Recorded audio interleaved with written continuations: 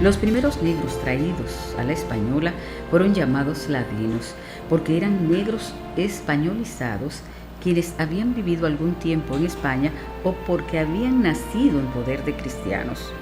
Para 1512, había en la isla más de 200 ladinos trabajando en las minas, las construcciones y el servicio doméstico.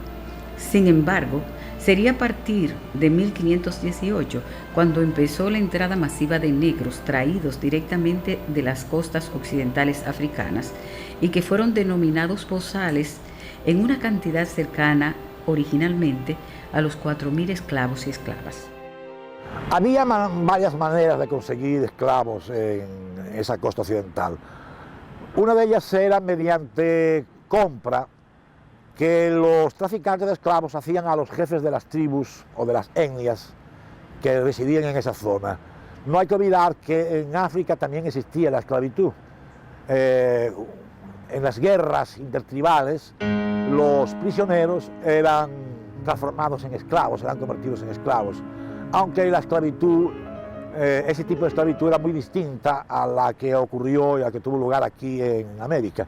De modo que una forma era mediante la compra o trueque de productos europeos por esclavos. Otra simplemente era mediante la captura.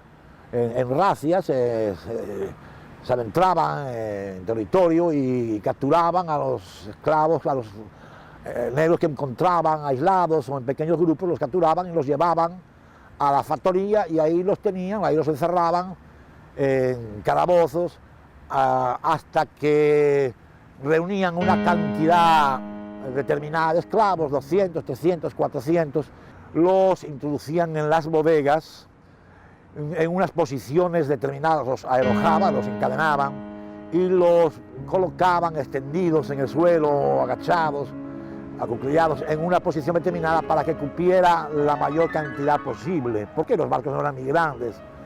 Generalmente capturaban o traían a las bodegas una cantidad mayor de la que estaban apalabrados para vender en la colonia americana que fuera, Cartagena de Indias, México, Santo Domingo, Cuba, lo que fuera, debido a que durante la travesía siempre moría una cantidad por enfermedades, por desnutrición, por hacinamiento, etcétera, etcétera.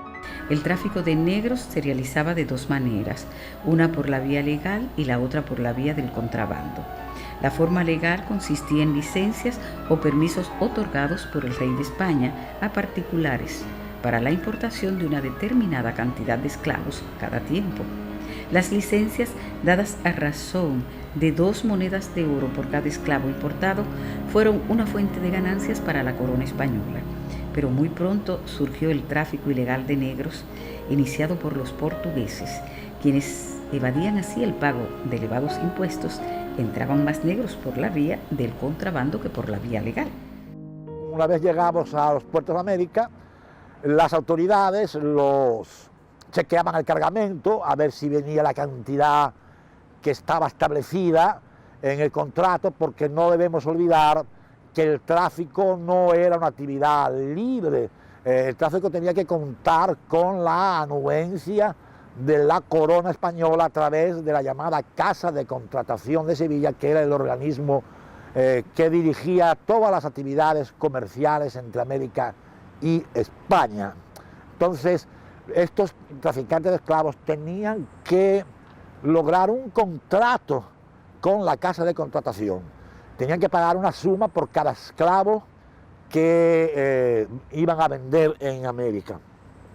Entonces, decía yo que como llegaban a un puerto americano, las autoridades controlaban, chequeaban el contrato a ver si los esclavos, el número de esclavos respondía a los que figuraban en el contrato.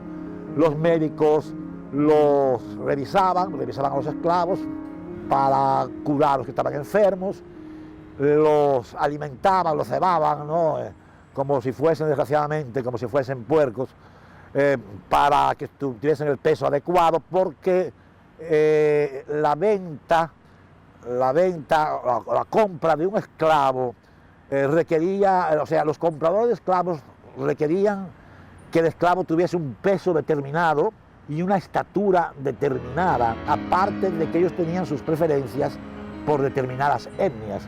Ellos pensaban que los esclavos de tal etnia eran más trabajadores o más sumisos, más obedientes, y entonces eran físicamente más aptos para el trabajo.